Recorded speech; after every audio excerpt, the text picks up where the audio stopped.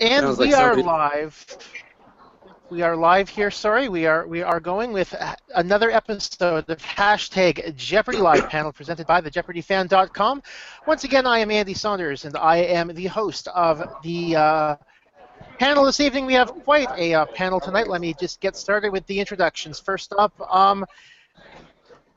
returning to the panel, Kaberi Chakrabarty. Last on with the teachers. Thanks for joining us again. Hi. Glad you could join us. Also returning to the Jeopardy Live panel, David Kendall, J-Board moderator, J-Archivist. Thank you for joining us. Thank you. Always a pleasure. And my next three first-timers here to the panel, I'm going to introduce them in order of when they made their debut on the show. First up, Harris. Harris Stutman won 3 games before he was defeated middle of the week. Thanks for joining us. You're very welcome. I look forward to a fun hour. And so do I. Next up, Tony Orcutt. He was on Monday. Thank you for joining us. Audio only at this point. He's out and about. You may hear some background noise out of him, but that's okay. Yeah, good to be here. Thanks for inviting me. And finally, from Thursday's episode, Dolph Chaney. Hi, everybody. Thanks for having me on. Okay, so if you've got any questions for the panel, obviously you can leave them using the hashtag Jeopardy Live panel on Twitter. I've got one already from Jonathan Graham, and he's asking me if I'm going to be continuing my series of Ken Jennings episode recaps. And the answer to that is yes, I am. I've just fallen slightly behind, but I am planning on catching up. Thanks for asking. I've enjoyed doing them, and they will be fun to continue. Let's see, a little, nothing else, but yes, if you're again, if you have any comments for the panel, you can use them on the hashtag Jeopardy Live panel on Twitter. What should I start out with? Well, obviously, Harris, you were the you certainly won the most number of games this past week. I mean, it became very apparent that you were one of the older contestants, older champions this season. With your interview talking about how long you'd been married, obviously people can do the math in general on that. But first up, congratulations. What would you say the secret is for somebody, I guess, as old as you might be, to success on Jeopardy? Yeah, it was a bit surprising. I probably shouldn't have been surprised that I was clearly the oldest person in the room both of the weeks that I was on the show by quite a bit. I'd guess 20 years or perhaps even a little bit more. But I've always enjoyed the show, and as like everybody on this call and probably everybody that's ever been on the show, thought that I was capable of competing, and indeed I was capable of competing. It was a lot of fun. I tried not to embarrass myself, my family, or my friends, and I think it all worked out. I would agree with that. I mean, obviously, when you played last Friday, you were you had a monstrous game on the buzzer, and I know that Alex has always mentioned that the buzzer would bring him down if he ever tried to play at any point, really. So I guess my next question is, how did you do it? Like, how did you manage to figure out the timing on the buzzer? Actually, I'm sorry. No, yeah, you kind of like what kind of secrets would you have, or advice for people around your age to succeed on the signaling device on Jeopardy? Well, I don't, I'm not sure that this is anything that's anybody hasn't heard before. Although the lights, by the board that everybody knows about that go on when you're allowed to ring in are kind of what you're targeting on. If you wait for the lights, it's kind of too late. You just sort of have to get into a rhythm with the way Alex reads the clue and the cadence by which he reads the clues, and buzz in as the last consonant of the last word is kind of fading out. That's something I think I've read before, is that you have to get into the cadence and then buzz in as, again, the last consonant is just sort of hanging in the air from the last word of the clue. If you're waiting for the light and then hitting the buzzer, you're probably going to be late. That's actually really good advice. Now, obviously, Tony, Dolph, Kaberi, you also have plenty of you had your experiences with the buzzer. Would you concur with what Harris had to say? Well, I can jump in and say that the lack of getting the buzzer timing right, as I lacked getting the buzzer timing right, does make a really big difference in how the game goes. It's the determining factor. Of course, I played against Christy and Shamli, and they were both very, very good. Obviously knew the material very well, but they also really dominated the buzzer, and that led them to getting first and second place for sure. So I did attempt to follow exactly the strategy that Harris talked about, and got into a little bit of a rhythm a couple of times in the game, but overall wasn't able to sustain that, and it makes the difference, no doubt. Yeah, I noticed on my own charting that middle of Double Jeopardy, you had a 5 or 6 clue stretch where you were really successful on the buzzer. I think in the middle of Musicians on TV and at the start of Central Park was your. I think right. was kind of couple of good categories for me as well, subject matter wise. But then something would change, and no, so it kind of fell apart. So it's definitely, you tune in, you lock into how it comes off Alex's tongue, and that's more important than the lights, as Harris pointed out. Definitely. Now, I guess for all of you, how much of a correlation would you say there might be between how confident you are in a category and how quickly you feel you can buzz in on that category? Because obviously, Dolph just said that there's a, those were both, Musicians and Central Park were both categories that you felt you had a lot of, a little bit more confidence in, I guess you could say. That's a great question. And I'd be really kind of interested in hearing what Tony had to say, because obviously in the game we played, he did extraordinarily well, and I was fortunate to know the final Jeopardy answer rather than he or the third contestant. The game goes very quickly, and although philosophically I was thinking that I could, if I really knew the category, I might be prepared to buzz in, again, as soon as Alex finished the clue without really being sure of the answer, and that I could figure it out along the way. I think that's actually going to turn out to be, for most contestants, a poor strategy.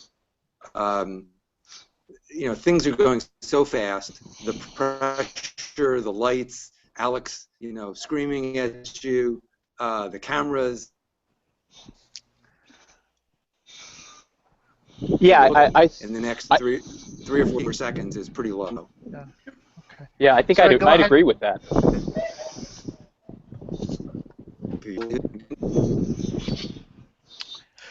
It's too much Okay. overthinking in the moment. Like, you really have to be tuned into reacting to and making snap decisions about what feels more comfortable, and there's just so many things to process so quickly. So I concur.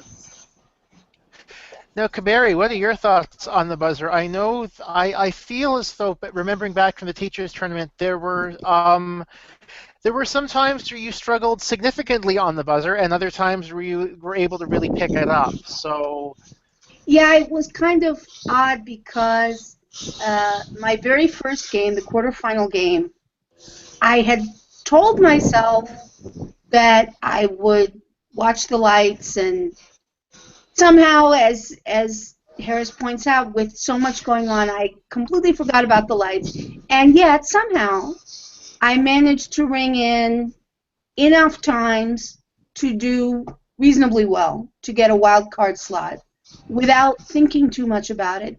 And then in my semifinal game, I had made a specific point during the first half, ironically enough, during the first half, when I had made a specific point of watching for the lights, and that was by far my worst showing. I did extremely Yeah. poorly. Yes. The numbers. I think the numbers bear that out as well, Kaberi. I'm just looking at that now. In fact, the entirety of the Jeopardy round, you did not get in first on the buzzer Not a even single once. time. Your only get was a rebound. Yes. And then at the break, Glenn came in and gave me a little bit of a tutorial where all he did was, say a few words and ask me to buzz right in. And we did that a few times. That was it. And then after that, in the Double Jeopardy round, I did considerably better. So for me personally, it seems like the less attention that I paid to the lights or to, buzzing in first, to a certain degree, the more successful I was. But then, of course, in the final round, well, we had Jason, and nobody was going to be Jason. Jason was going to be first on the buzzer pretty much every time. But on the few occasions when either Jill or myself got in ahead of Jason, I can't speak for Jill. I know that we talked before about how Jill had definitely done some practicing with the buzzer. I had never done. I guess both Jason and Jill had done some kind of practice previous to being on the show with something. I don't know, something in their hand.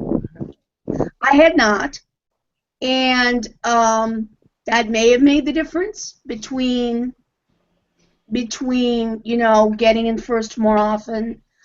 I have the general impression, although I have no way of verifying it, but I have the general impression that, especially during the finals, that more often than not, when I got in, first of all, I think I got in mostly on the more heavily weighted clues, the 1600 and the 2000 clues. And I have the general idea that more often than not, that was because perhaps the others didn't know the answer. That's just an impression that I have. But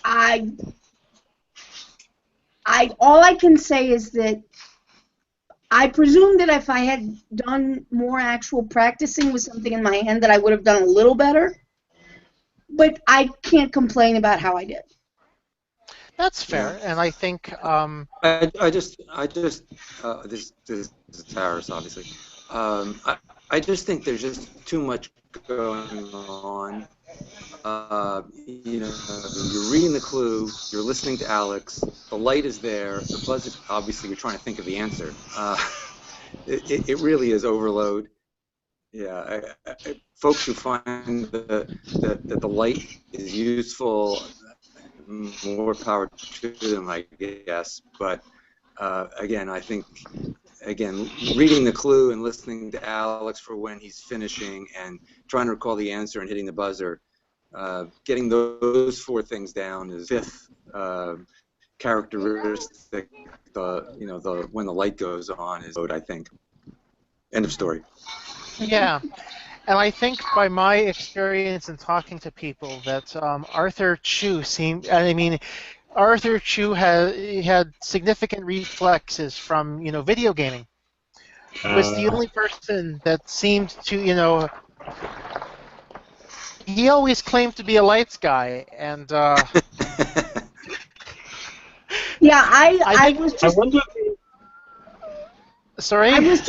I was just about to say that I don't think that I'm as old as Harris, but I was one of the older competitors in the tournament. And it wouldn't surprise me to find that the younger players did better because it's entirely possible they would have had more experience either from gaming or simply, as a teacher, I see young people a lot, and I feel like younger people in general definitely are more able than I am to multitask and to kind of keep track of more than one thing at the same time. And I think in a game like Jeopardy, that might definitely be an advantage for them. Okay. I wonder if they had the same person manning the lights in your quarterfinal game in Los Angeles as they did in the semifinal game in D.C. That's a really good question. That would be very interesting to know. Or if they have the same person all the time in Los Angeles, too. I'm not sure if anyone knows that one. Now, Yeah, I think they that kind of information pretty tight. Yeah. Okay, moving on to Tony. Obviously,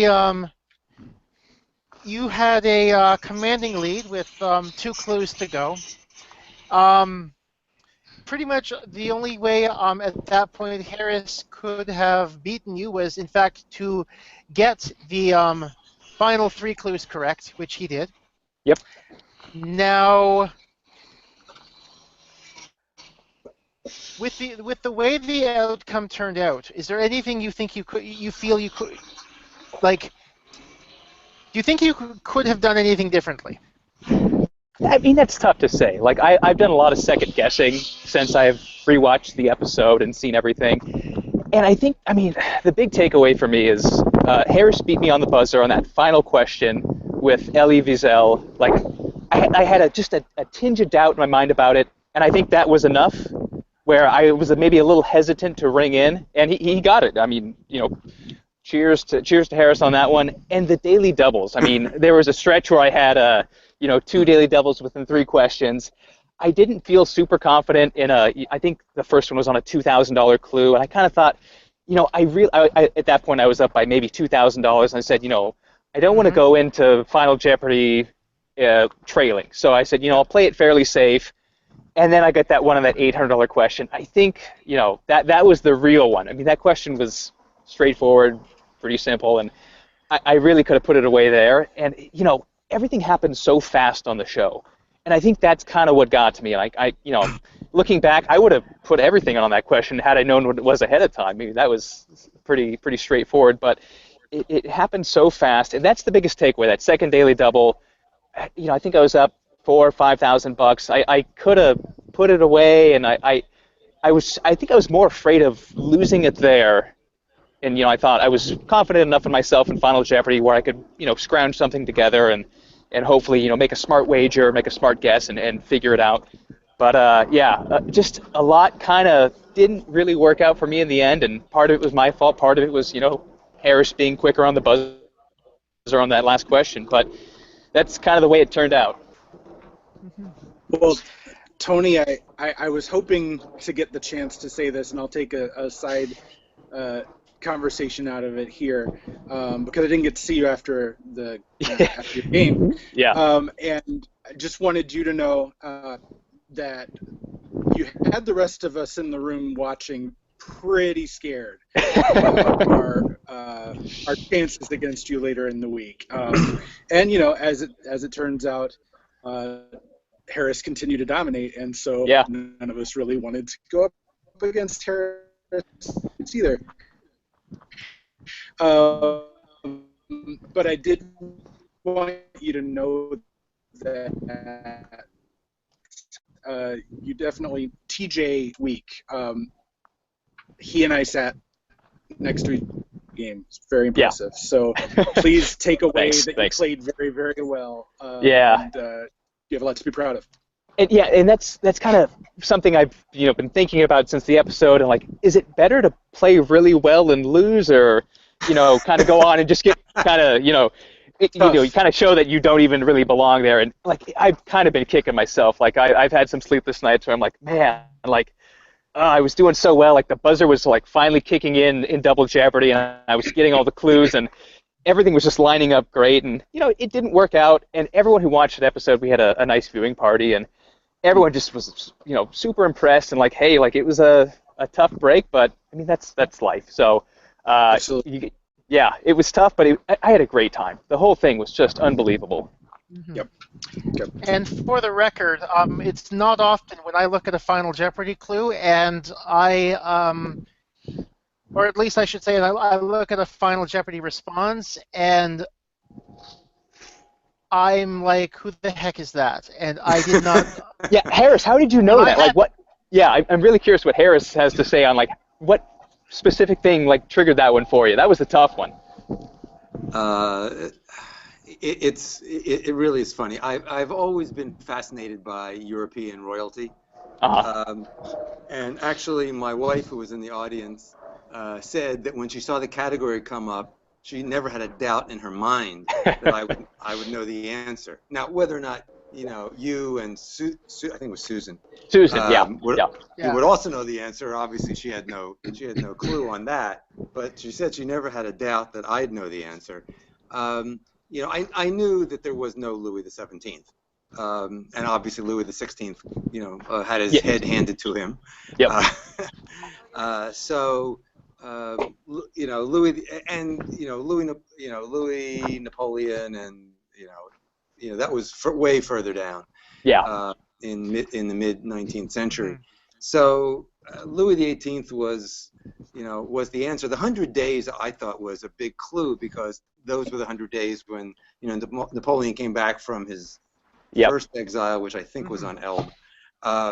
Yeah. And so that was the 100 days when he wasn't there. So when Louis XVIII was off the throne before he came back. So I was pretty confident in that. Obviously, I had enough time after I wrote XV whatever, and I thought that I wrote 18 underneath. Because I wasn't sure you guys will find this out when you get on the show, but they make a big deal about make sure that what you write down is absolutely explicit. Because it's not like Alex can ask you be more specific. If you don't give an answer that they think is adequate, it's wrong. In Final Jeopardy, you don't get a chance to expand upon the answer or clarify something that maybe wasn't clear.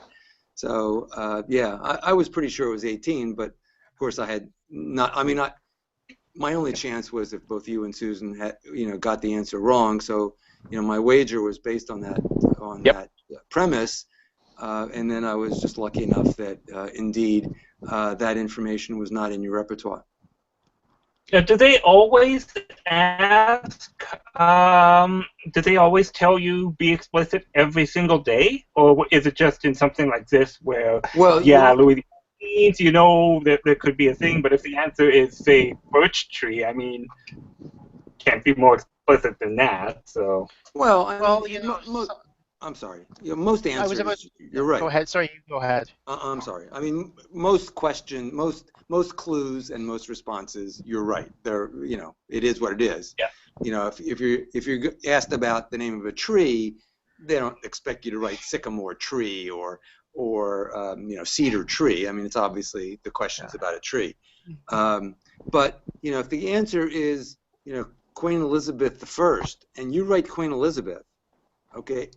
Yeah. They're going to say it's wrong. I'm not so sure about that. I mean, I can certainly think of some responses when that might not be the case.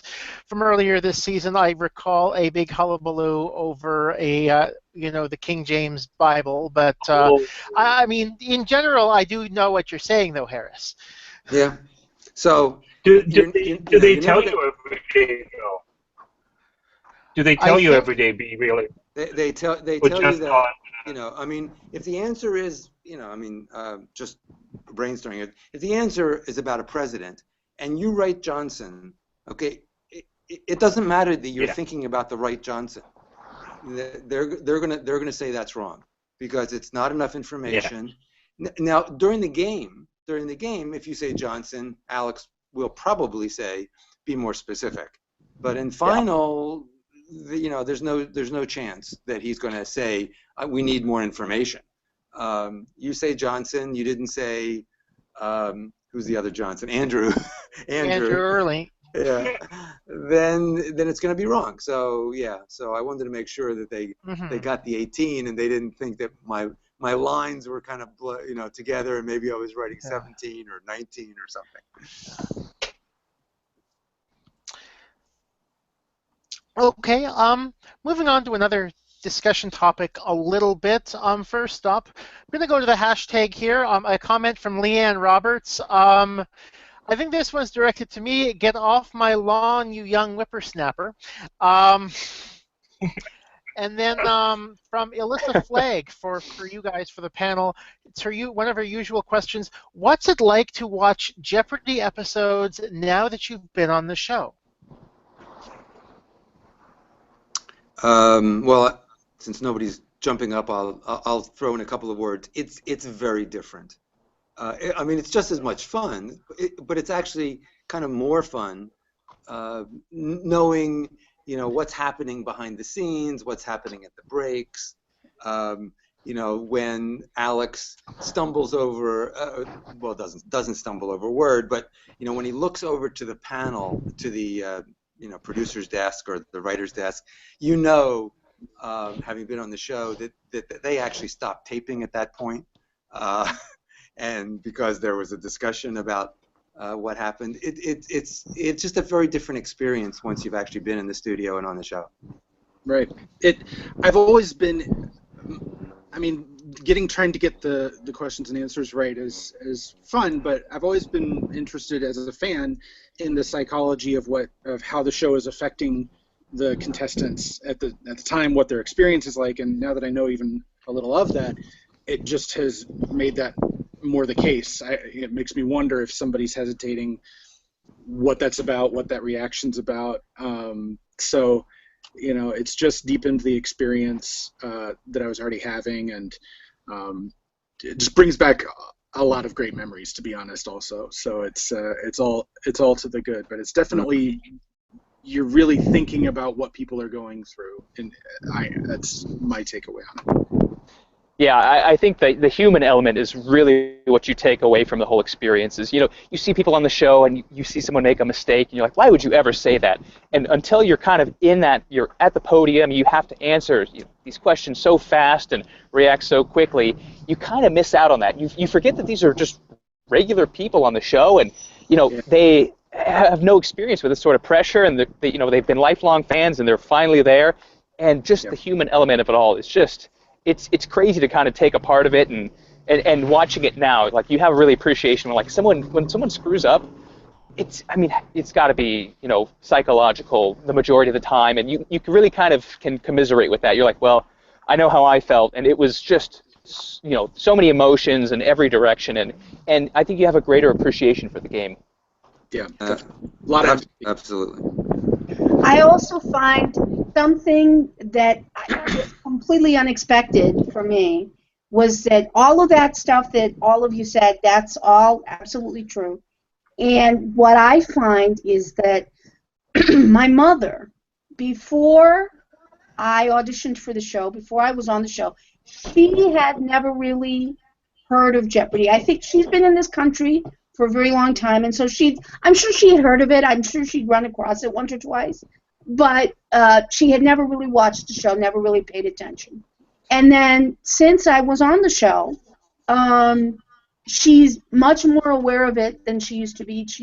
When I go over and spend time with her, if it happens to be on, she'll always be like, "Oh, let's watch Jeopardy together." And my mother is the only person to whom, if I am sitting in a room watching with her, I can say to her, "Oh, I noticed that this time, it's the end of the Jeopardy round and there's 6 clues left on the board, and that means that things didn't go terribly well. Somebody must have been thinking too long or something, because usually you want to have only 2 or 3 clues left on the board, or else I'll tell her, oh, this person wagered in a certain way because, they're worried about this or that or the other. And if I were to do that with anybody else, either it would be somebody who was a big Jeopardy fan and would already know those things, or it would be somebody that was not that much of a fan I find that sort of thing gets old really quickly. To tell other people about the details of the show gets old very quickly, except for my mother. My mother will listen to that sort of thing over and over and over again. It doesn't bother her at all. That's what moms are for. Yeah. Yeah. So that has been kind of a nice little side benefit that I hadn't anticipated at all, is that I have a new little thing to bond with my mother over. That's sweet. That's very sweet. That's cool. I always like learning behind the scenes of programs that I like. So even though I haven't been on Jeopardy yet, just being part of the Jeopardy fan community, it's I really like learning all this things about the 6 clues and okay. So yeah, it is a great. It is really gives you a whole new appreciation of the show that you've loved for so long. So I guess this one, my next question is mostly here towards Harris and Tony, but I'm sure you guys heard the news that Elie Wiesel passed away this weekend. Now,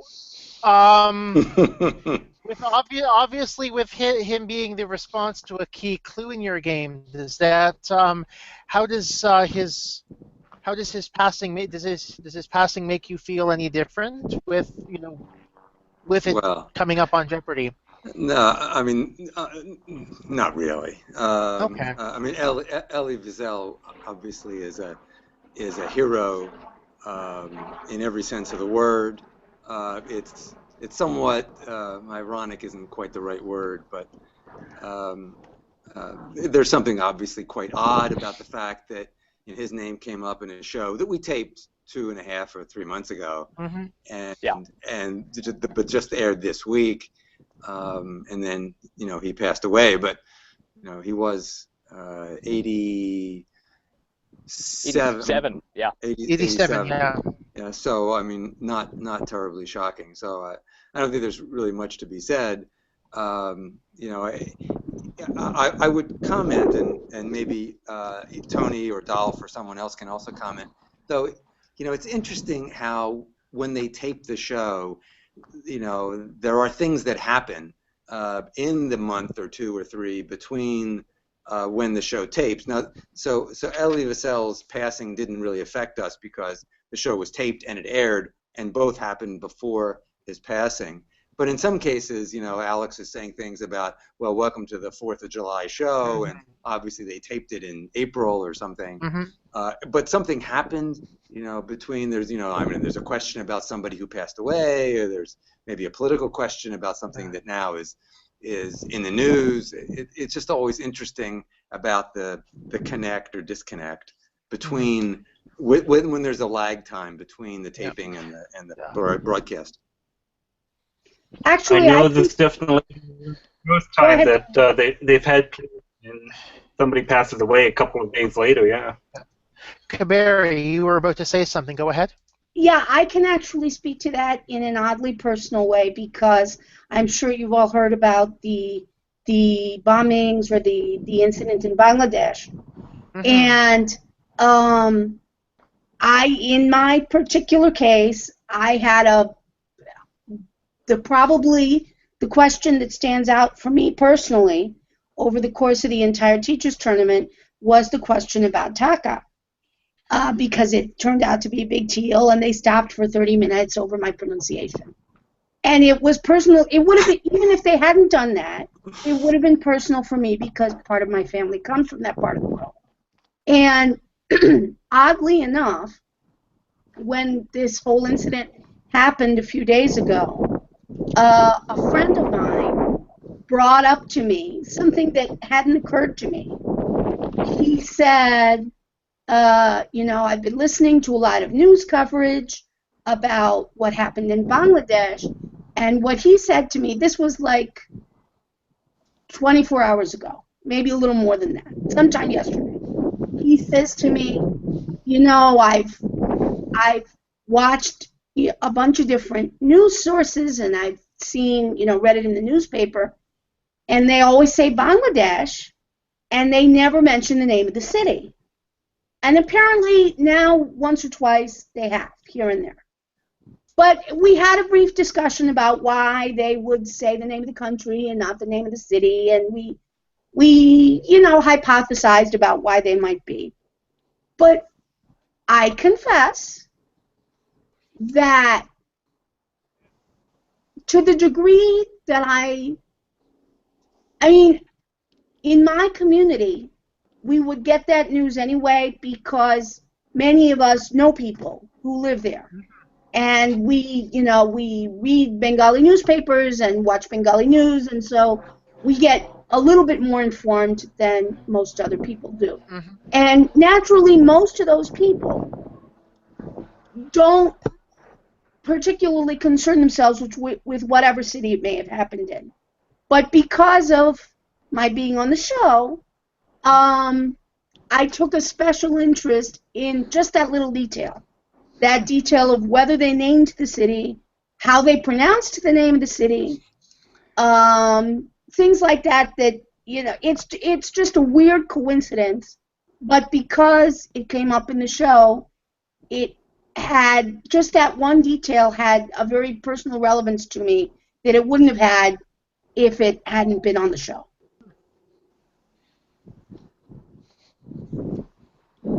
Again, very interesting, Kaberi.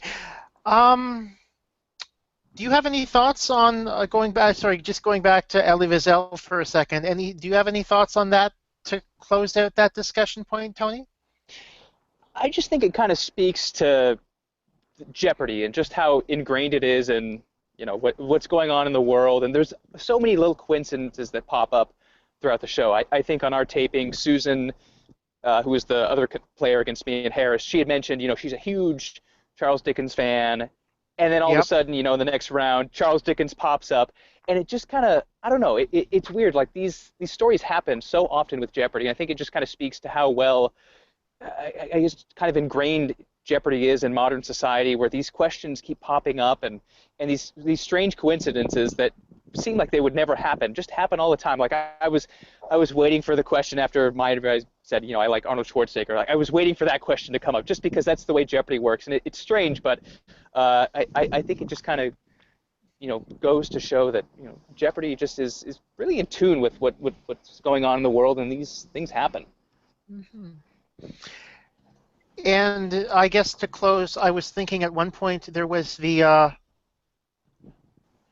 one thing I at least hits with kind of the Blue Jays a little bit. Like I feel as though a day after Troy Tulowitzki got traded out of Colorado last year, there was a clue that mentioned him being a member of the Rockies, and a lot of people were very amused by that. It happens. It happens. I remember that. Jeopardy threw quite a spotlight on Afam's foundation this week when he was on as well, talking about it in his interview. Jay Buzz, a little later on, talked about it too. Now, how aware were you guys about Afam's foundation during the taping of this week's shows? Well, Afam lives in the same sort of area of the Chicago suburbs that I do. So we had quite a long conversation in the green room, and so we had talked about it at that point. It's amazing work, just amazing work. So I had a direct conversation with him about it prior.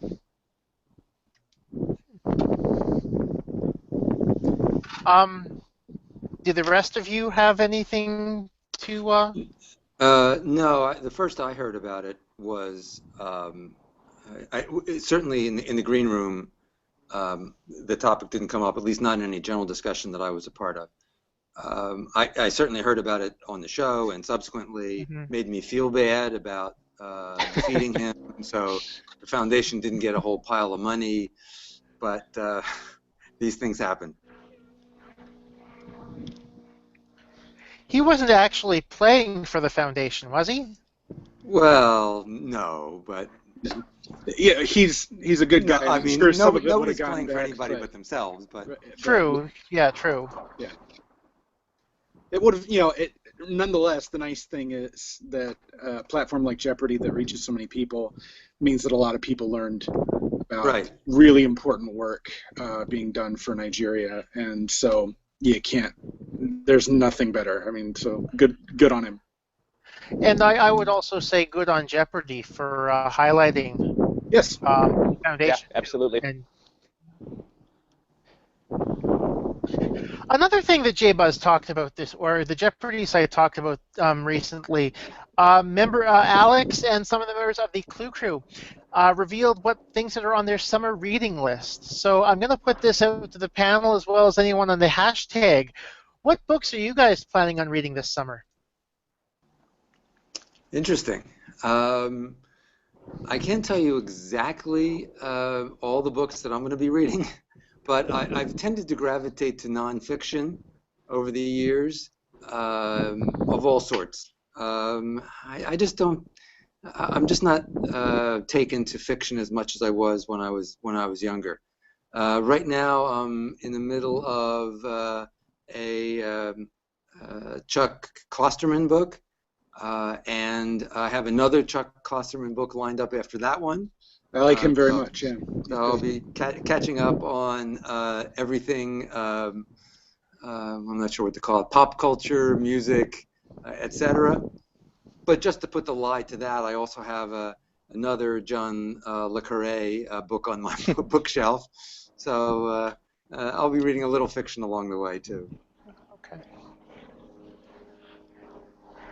Yeah, I'll speak up. I'm definitely also a nonfiction reader primarily, kind of always have been. So I go in, especially for humorous essays. So there's a newish Michael Ian Black book.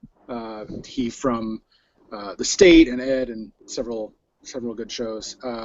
He has either his second or third memoir out, and I'll be reading that for sure. A few other things like that. I get a lot of audiobooks in because my commute is about an hour and a half. So pretty soon here, I think we're in the queue from the library to get End of Watch from Stephen King. Particularly good on audiobook. It's a series, the Mr. Mercedes series, and the actor that does the reading is very good. So it's a double bonus. So pick up things like that along the way, but I won't have any other plans. We'll see what comes out.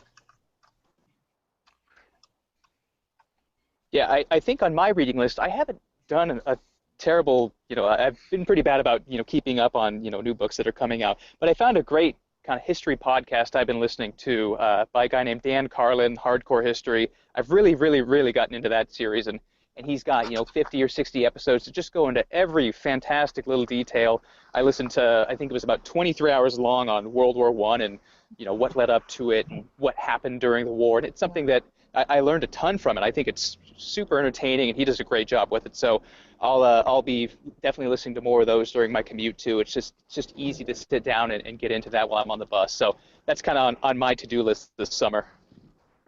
I would just second that motion, Dan Carlin. I'm also a big Dan Carlin fan. Yeah, he's great. The 23 hours on World War I was more than I thought I could handle, but it was excellent. Yeah, totally. Kaberi, what about you? I've been reading a lot of Agatha Christie lately. She's probably in my top 2 or 3 list of authors that I like. And there's a lot there to read, so you might almost call it an author study, because I spent all of last summer reading, I don't know, a whole bunch of her books, and now I have, with the free time I have this summer, I find that those books, I can read them over and over again, even though being mystery novels, obviously by the time you've read it the first time, you know, you read it the second time and it's not for the mystery anymore, but I find them very entertaining.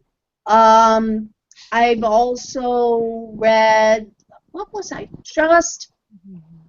I'm drawing a blank on something that I just started reading. I also like a lot of James Michener for historical fiction. So yeah, that's mostly what I've been reading lately.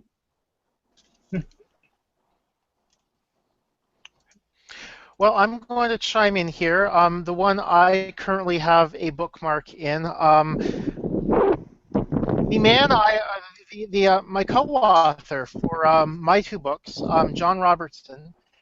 Before a couple of his solo projects. One is on baseball's greatest controversies, and I'm reading that right now. In terms of, again, with most of you guys, I am definitely mostly a nonfiction kind of reader. So I'm guessing that I will probably end up picking up, you know, 2 or 3 more baseball history books over the summer, and you know, going through them and generally enjoying them. Coming in on the hashtag, I'll read these ones out. Let's see. At RockandJack18, he says he's currently reading Season of Darkness. It's a mystery in the World War II era. Alyssa Flagg is Born to Kvetch, Michael Wex's book about the Yiddish language, and the follow-up, Just Say New. Carrie Green just finished a book about how cocktails are magic weapons wielded by bartenders to fight the forces of evil. That doesn't surprise me in the slightest, Carrie. That you might enjoy Talk that. about potent potables, eh? Yes. He also says, hate to tell you, David and Andy, but meeting Maggie is the best part of the show. That is absolutely true. That I would not disagree with that. Yeah, Maggie's the best, no doubt. The whole I only crew is- saw her for about 5 minutes at my audition, and yeah, I definitely remember that. My wife, when I tell people about my audition, my wife keeps telling them, "Oh, tell them about Maggie," and she could only hear her from the hall, and she was enamored with her. Yeah, Maggie's a rock star, but the whole team, Maggie and Glenn and Amy and Karina, just were the best. They made the day so much fun, so enjoyable. Took a lot of the pressure out. I can't say enough about just how great they made the experience for all of us. Yeah, double for me. Now, Andy, That's awesome. about the books thing. Yeah. I have I think about 4 or 5 books on my nightstand right now, and all but one of them are Jeopardy related. A fellow person from the Jeopardy community gave me a bunch of Jeopardy books shortly after I got the email. I know one of them is Mike DuPay's Secret of the Jeopardy Champions, and I want to plow through at least one or two of those this summer. No, but Sorry. I mean, Correction, David. Secrets of the Jeopardy Champions, I believe, is Forrest and Lowenthal. Mike DuPay was How to Get on Jeopardy and Win. I have both of those. I guess I just got the authors mixed up. I couldn't remember titles, authors. But okay, I do have both of those, though. Thanks for jogging my memory. Okay, Harris, my next question is for you. Obviously, you've got 3 wins right now. What would you say your chances are of qualifying for the Tournament of Champions?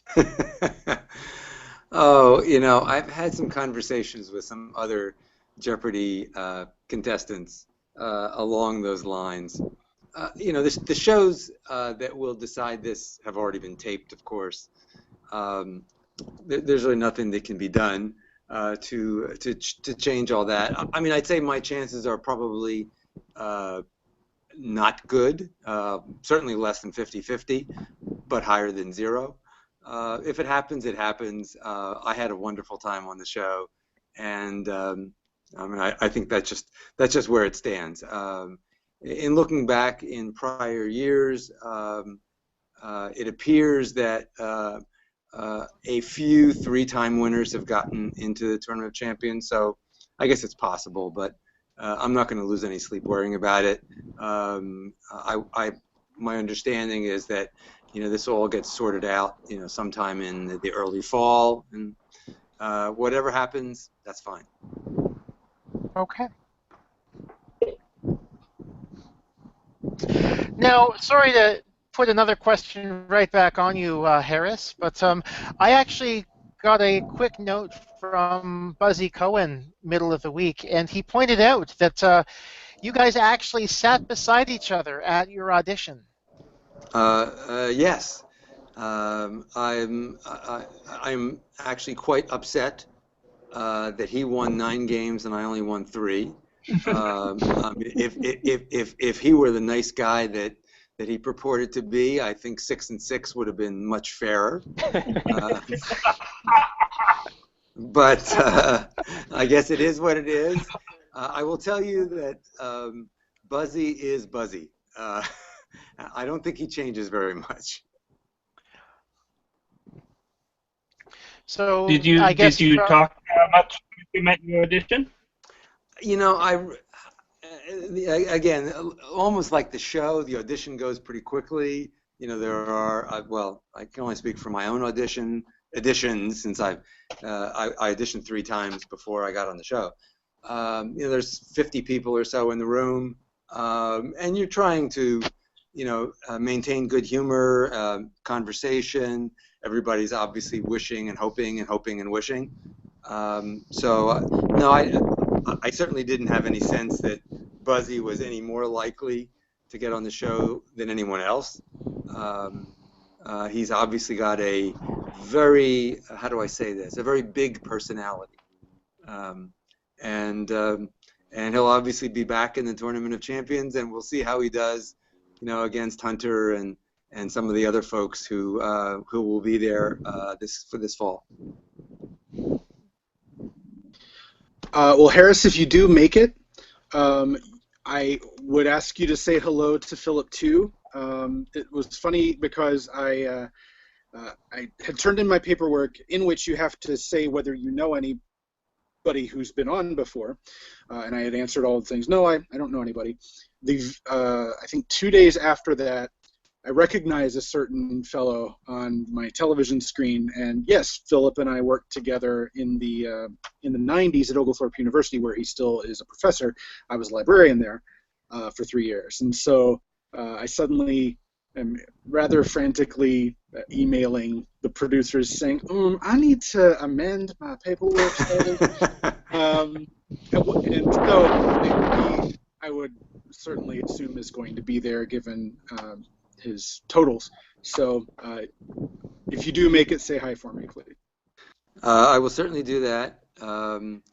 In the small, there's so many, and I'm sure I speak for everybody who's on the show today. So many hundreds of emails and text messages and social media contacts, wishing well and congratulations and this and that. That frankly was at least as much fun as the show itself.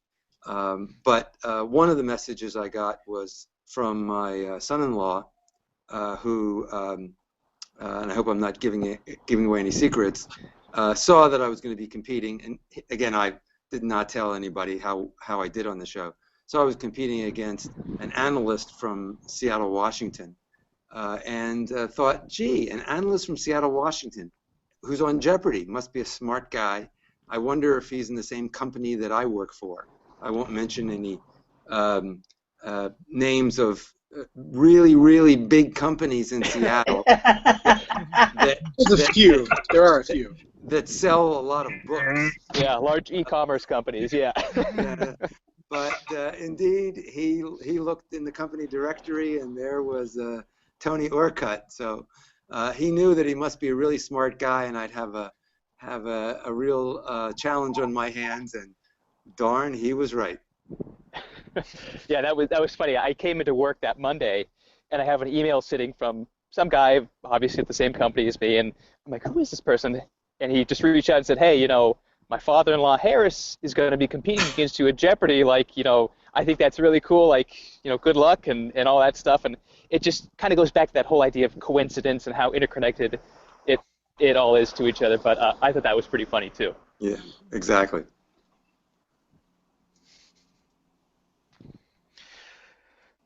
So, okay, so some talking from more on the hashtag. Let's see here. Carrie Green with a, let's see, where did that one go? Oh, yes, publicity for one's nonprofit is is a great thing. Obviously, she got a chance to talk about CASA when she was on. From Melissa Flagg, Sean Lee's story about Maggie was interesting. Apparently, Alyssa had only heard about Maggie on the Jeopardy live panel before that, not on the show. And Carrie says again, with her recent meeting with Philip, both Carrie and Philip were at a contestant meetup back in mid-June in Atlanta. Philip didn't believe his chances of making the Tournament of Champions were very good. That's classic Philip. Just you can tell by how he plays. He's just the most decent and humble genius you could ever hope to be. Just a real one-of-a-kind guy. So I'm not surprised to hear that. I think he's full of crap, and he's going to be on the tournament. I say he has an excellent chance. Yeah. Excellent. He's broken the daily double winnings record. He had a good run. Yeah, I would honestly, my own personal thought is that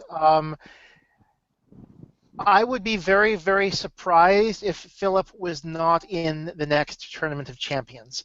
Based on my own knowledge of how the show generally works, they will want to bring him back because he's one of their quote unquote fan favorite contestants. I mean, so maybe he'll bring Mr. Coco. It's like he should, right? Clearly, he's a co-star. I am biased, of course, but I do hope he makes it, and kind of expect him to as well. Sorry, by the way, David, I'm about to stomp on your toes with this next question, but I am putting it on the question I ask of every panelist. But I won't be on every panel, of course.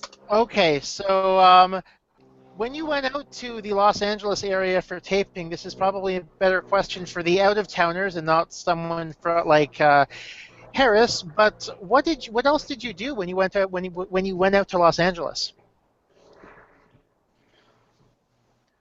What other things did you do in the LA area when you went out to taping?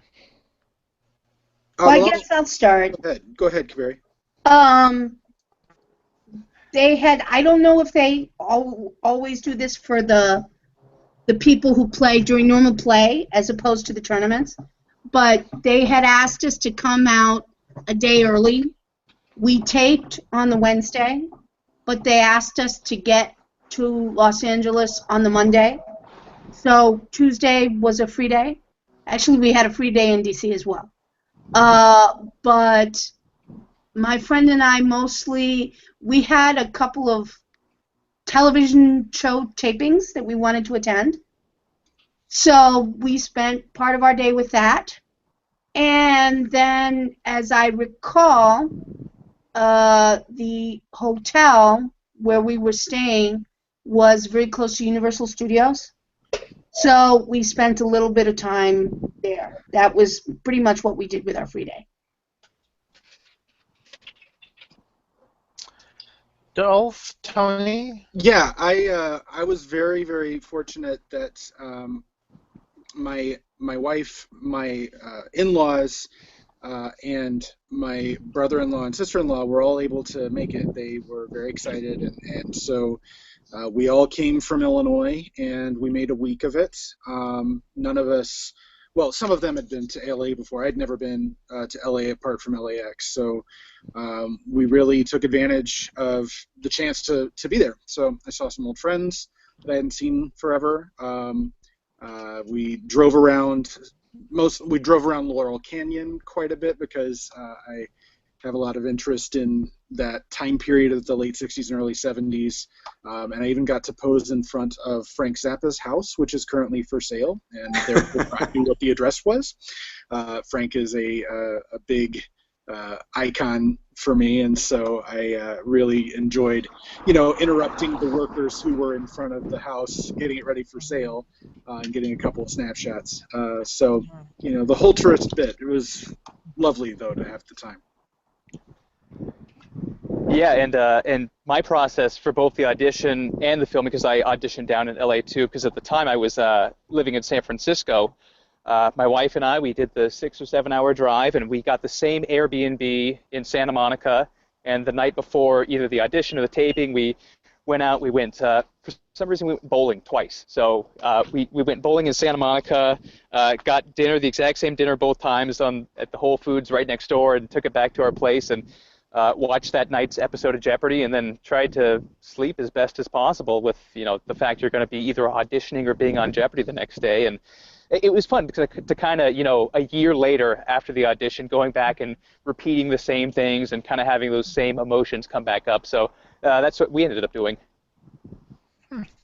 I will tell you perhaps a funny little story. Obviously, I'm a local, and some of you may know that they always invite at least one local as an alternate, so that they don't wind up with not enough contestants on the Friday show if somebody doesn't show up. So I was actually the local alternate in the first week that I was on when I won the Friday show, got on the Friday show and won. And the only reason, and so I was there, and the idea was, and they tell you that they kind of sort of promise that if you are willing to give up a day and attend as an alternate, that they will call you back for I don't know what to call it, guaranteed spot later on. And fortunately for me, perhaps unfortunately for someone else, there was a big snowstorm in Denver that night, the previous night. A contestant from the East Coast got stuck in Denver, didn't get out of the Denver airport, so they were a contestant short, and I got on the show. Wow. Good for you. Bad for me. Pretty lucky. Pretty lucky. Wow. Yeah. Well, I hope whomever happened to be stuck in Denver manages to get on at some point. That would be incredibly. I'm sure that they made arrangements to have them come sure back. They're very good about that. I've heard. Yes, They're very good at working around schedule. So before I get into a couple more general questions, one thing I've noticed on Jeopardy recently is that they definitely, when celebrities end up, mentioned in Jeopardy clues, or brands end up mentioned in Jeopardy clues, Jeopardy tweets at them with kind of a "You're on Jeopardy," or sometimes the celebrity will tweet out themselves. Do you think that having a social media presence is having an effect on how Jeopardy is writing their clues? Well, this is Harris. I mean, clearly, I'll take a shot. I mean, clearly, the right answer is I have no idea. But I think it's a reasonable guess that there is something going on behind the scenes when clues that obviously have commercial relevance appear on Jeopardy. Now, I don't know whether or not it's a shout out, or whether there's actually fees being paid or not. But I think one would have to be naive to think that wasn't the case.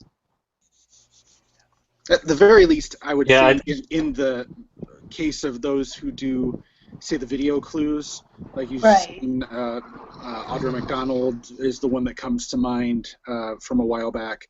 When they do entire categories of clues. Sure.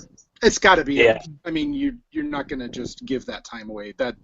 Apart from that, I don't know, but that you would have to assume is something that was arranged in that way.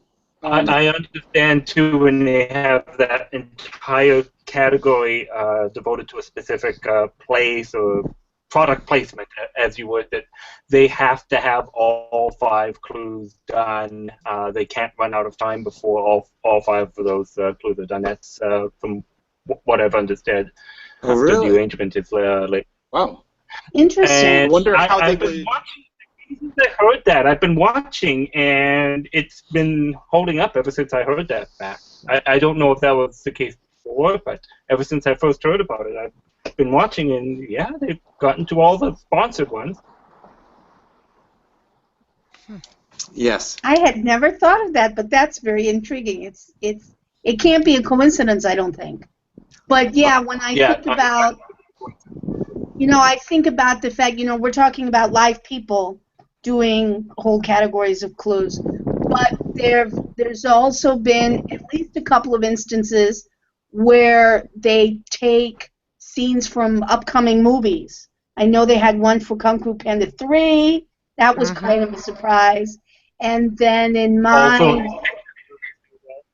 the finals for the teacher tournament, they had a reference to the Angry Birds movie. That was kind of a surprise. I don't know how that happens, but it's intriguing.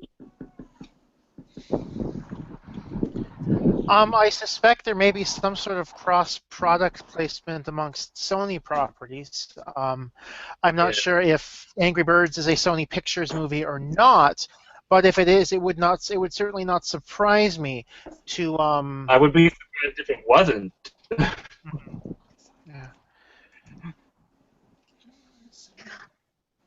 I remember being impressed when they had the category devoted to Kung Fu Panda 3 because the clues were animated, but they clearly needed Jack Black to voice the clues. So that must have required, and they needed the animators to voice the animation to go with Jack Black's voice. So that was almost like a mini commercial. That would have required a lot of people and a lot of work. So I don't know how that happened. I'm guessing they were happier to do it than when they were dealing with the NFL on CBS people. If anyone remembers the Sony hack and the some of the emails that came out of that,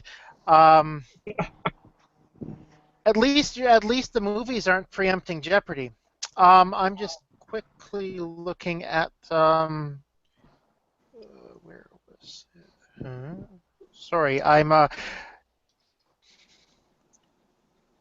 quickly looking. I think one of our people was slightly mistaken on a date. Apparently, okay, a couple of tweets in. There was there was a race category in February which left 9 clues behind in Double Jeopardy, which of course somebody will oh yes, it's February 15th, which of course Chris Becker, his game, he mentioned that. That's right. There was a category dedicated to the great Jesse Owens in honor of the film that's upcoming about his life. The last 4 clues played in Single Jeopardy were in that category, and it took up so much time they only got to 21 clues in Double Jeopardy. Yeah, exactly, because they had to get all the race clues in. Very interesting. Yeah. Interesting. So, my next question for you guys, I'm not sure if Tony can answer this, but I know that Harris and Dolph will be able to. Harris, obviously from last week's episodes, Dolph from this week's episodes. You guys got the opportunity to stay at the studio in between the taping of the Wednesday and Thursday episodes, which means that you got to eat lunch at the Sony Commissary. So my question for you guys, I'm not sure if you were expecting it or not based on having seen Jeopardy live panel before, but what did you guys have for lunch? Harris, go first. These questions are getting too hard. I may have to sign up. I agreed to do this only because Coming from somebody who's been on Jeopardy. You told me your questions were easier than Alex's questions. Well, I can speak right up I to had, this I because, of had, course, I'm gonna go ahead. let's see, I think I had the surf and turf with a glass of champagne. That was different. Fancy. I had a sandwich and a Coke, Yeah. which is not unusual lunch for me. I mean, it was really kind of fun going to the commissary and having our own Jeopardy reserved table Oh yeah. and again, as I think everybody has pointed out today, so much of the good experience on the show was all the camaraderie, Definitely. chatting up with everybody, doing the rehearsals and the lunch, and just meeting a bunch of really nice people in the context of the game, of course. And lunch was all part of that. If you ask me what kind of sandwich I had, I have absolutely no idea. If you ask me any category that appeared on any game I played on, pretty much clueless there too. As I think Mr. Orcutt said, it goes by very fast. Yep, absolutely. Just trying to keep track of things. I can recommend the grill with the burger and the sweet potato. In fact, Glenn recommended the grill. Glenn Kagan, one of the coordinators, and he had never ordered the sweet potato fries before. I did, and I gave him one because I'm a good Jake that way. And he said, I'm coming back for more of those. So I can vouch for that for the lunch options. But would second everything Eric said, of course, about just getting to hang out a little bit more freely, getting a little relief in the middle of the day. Made it nice. It was actually, though I talked to several folks in the green room, that was the first time I sat next to Zach Klitzman, who ended up winning on Friday, and got to talk to him for a good period of time, whereas I hadn't in the green room. So, the room mixes up differently when you change venues. It was nice. It was a good experience, as Harris pointed out. And obviously, I'm guessing, Tony, that you did your rehearsal, and you were done on the Monday show, and therefore were not able. You were not able to enjoy lunch. Is that correct? Yeah, that's pretty fair to say. And I was, they give you the option to stay, and I was pretty salty at that point. So I said, nah, I'd like to go. And my wife and we hit the road and drove straight back to San Francisco. Stopped by, got some In-N-Out on the way back, and made it back home in time for happy hour so I could drown my sorrows. And that was my meal for the afternoon. Yeah.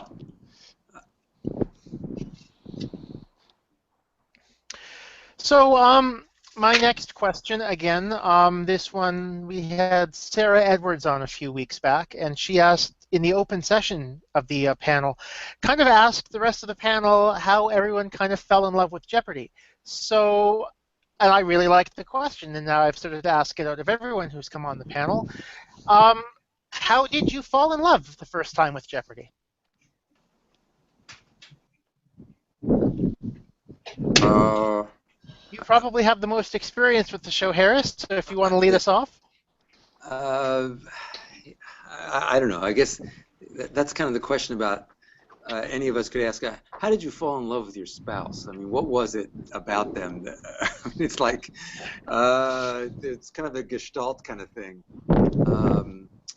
I've been watching Jeopardy for many years. I can actually recall seeing a show or two back in the Art Fleming days. Me too. Not that I was a consistent fan. But certainly over the last 10 or 15 years, we've watched it fairly consistently. It's just a fun show to watch, the interactions, testing your own knowledge, the excitement of the daily doubles, and the fact that every daily double and Final Jeopardy, you would have wagered, much more brilliantly than the people on the show. Of course, now that I've been on the show, I know that's not true, but I knew that before I got on the show. There's just a whole, panoply of just interesting things, and it keeps, I can say this, and nobody else on the call can. But when you're getting older, you want to keep your brain exercised, and this really keeps your brain exercised. That's it. I'm done. Okay. On that point, even though I was asked an aspect of this question as my interview question with Alex, and I talked about the introduction via Weird Al's "I Lost on Jeopardy," which came out right before that new version of him debuted. There is another aspect of that story in that I used to watch a lot with my grandma and my grandpa, and she is still around at 95, still a big fan, still sharp as a tack, and so I do owe her interest.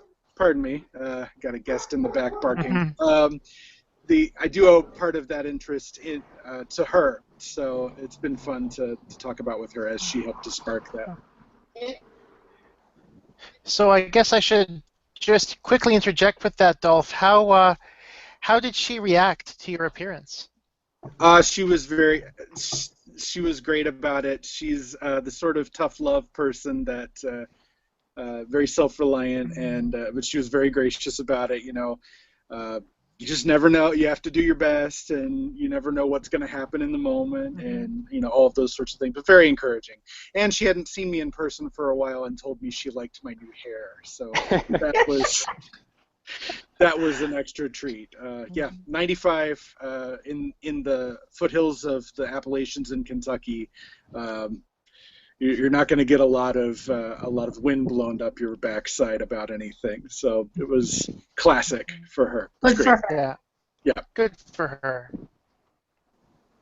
Yeah, I think kind of piggybacking off that, grandparents for me is the reason I got into it in the first place and started watching as a grade schooler. And of course, back then you have no idea on any of these questions. And there was one point where I finally could follow along well enough and was able to kind of participate, and my grandparents both loved it. And flash forward 20 years from that kind of point, and my grandma's still around, and she was just so unbelievably proud and happy to finally be able to see me on the show. She always kind of knew, like, Tony, you're going to go on the show, it's going to happen. And I think the fact that she's still around, she was able to watch it. She's 88 back in Oregon. It was a reason to get the whole family back together there, and everyone was just super, super excited, and it was unbelievable for them as it was for me. So, happy ending to all that, and I'm glad Grandma was able to see it. Yeah, likewise. It's a great experience. Yeah. Yeah. I can't remember if you've answered this question. I'm pretty sure you have on your past time on the panel, Kaberi. Am I correct with that? Yeah. We talked about it a little bit the last time I was on. But yeah, I was, as I say, I'm not quite as old as Harris, but I remember Art Fleming hosting the show. I've been watching Alex pretty much since he started, and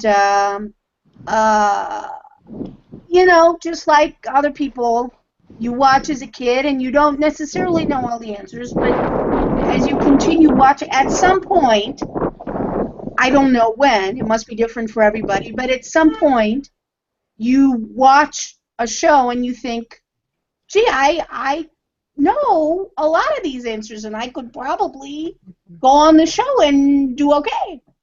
And that I think that the fact that you feel like that engages you. It keeps you engaged. I think people who watch the show and maybe don't have quite so much of a sense that they might conceivably know most of the answers are probably less likely to audition for the show.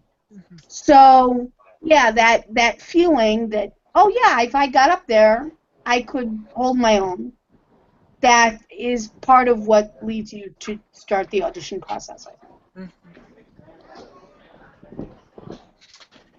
Okay, a couple of more comments on the hashtag from Chris Becker, who happens to be a 3-game champ of his own and wants to say, hey, I'm still on the bubble for the TOC. So said, I guess, good luck, to Chris. 3. Kung Fu Panda 3, that's my category. That sounds like his kind of thing. Now, at this point, I'm sure you probably have one of your own, David, that I didn't get to, but in case I'll open this up to the entirety of the panel. Does anyone on the panel have any other random questions for anyone else on the panel at this point? Yeah, I did actually have something, Andy. You must have read my mind. I noticed that Dolph, he's a fellow Midwesterner. I watch Jeopardy on the Minneapolis station, which comes on at 3:30, and I know it comes on Dolph station in Chicago at 3:30. Yes. I was wondering, did that make it harder for you to plan a viewing party because it's 3:30, people are still at work, and does it make it hard to have a viewing party when it's on in the middle of the afternoon? The solution that I had was to have a lot of viewing parties. A lot of what? Oh, a lot of viewing okay. parties. Try not to confine it to one. Okay. I was also really fortunate. My coworkers got very excited and were very, very supportive. So they blocked out the lunchroom with the TV in it and hosted a live viewing of the episode with me. And so it was really nice that my company wanted to do that.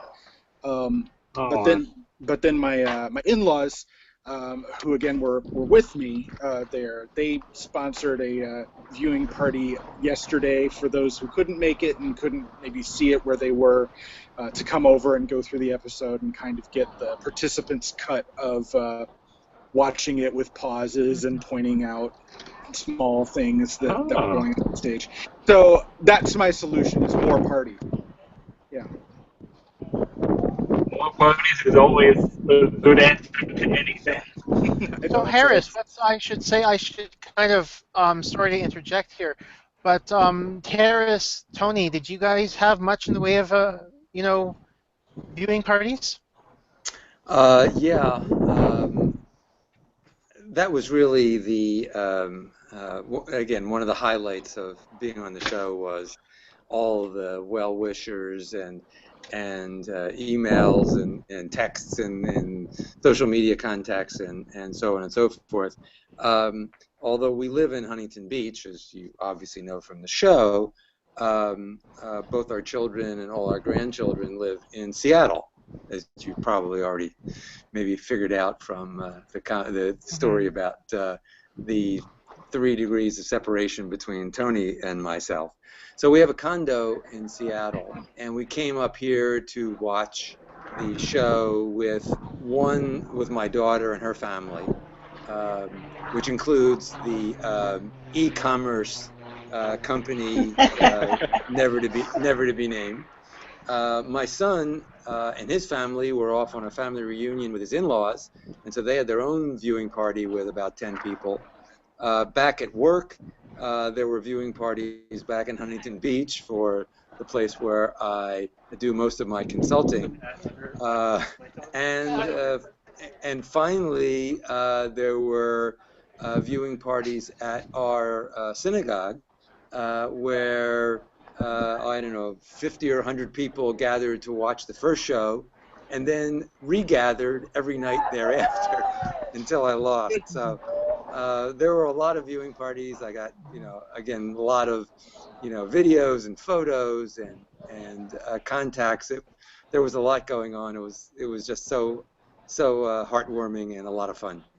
So Harris, that means in theory, you and Tony could have attended the same viewing party. Well, in theory, yes, if there would have been an an e-commerce company in Seattle viewing party. I should point out you're allowed to say those names on the Jeopardy Live panel. I don't care. Yeah, Especially sometimes the contestant coordinators may frown upon it, but I am personally okay with it. Cute. So let's see. I was going to. I thought I was going to ask something, but maybe I wasn't. Are there any other questions in between panelists here? I guess not. I think we're running out of energy here. That's fine. First of all, I'd like to thank everyone who tweeted in with questions. We had quite a good amount of comments and questions on the hashtag tonight, so thank you very much for those of you who were doing that. Also, thanks to you guys for coming on panel. And so, as I always like to say, if you ever want to come back to Jeopardy Live panel, just give me a shout. Let me know. There are so many live panel alums at this point, sometimes I have difficulty keeping track of everyone. So if anyone wants to come back on, by all means. Certainly, I would love to have you all back at some point on Jeopardy Live panel. I just have a really, I just have a really general question that maybe Okay. somebody knows the answer to and maybe somebody doesn't. I know that the people who work for the show tend to travel over the summer for auditions.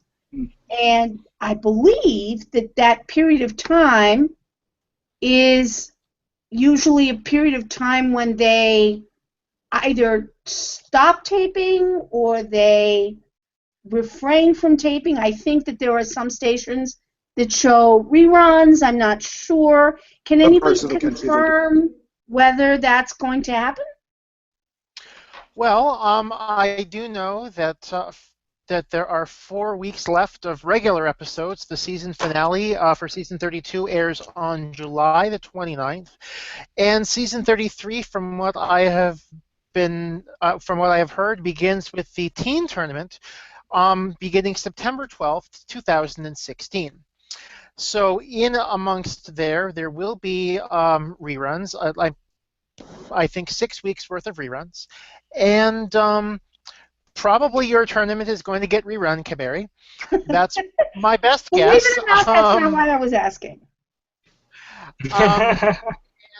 I believe, if I'm not mistaken, I believe that there and during that taping hiatus, that's when they do a significant number of their auditions. Right. So they from things I've heard, they've been to I think they've been to a few cities already. I don't want to speculate on which ones they may or may not have been to, because I'm not 100% sure, so I don't want to say that on panel. But they have been doing auditions over the past few weeks, and I believe that they're going, in the next little while, they are going to start taping regular episodes for season 33. Okay, that was kind of all I wanted to know. Sounds good. Yeah. Okay, so I remember yes. my audition.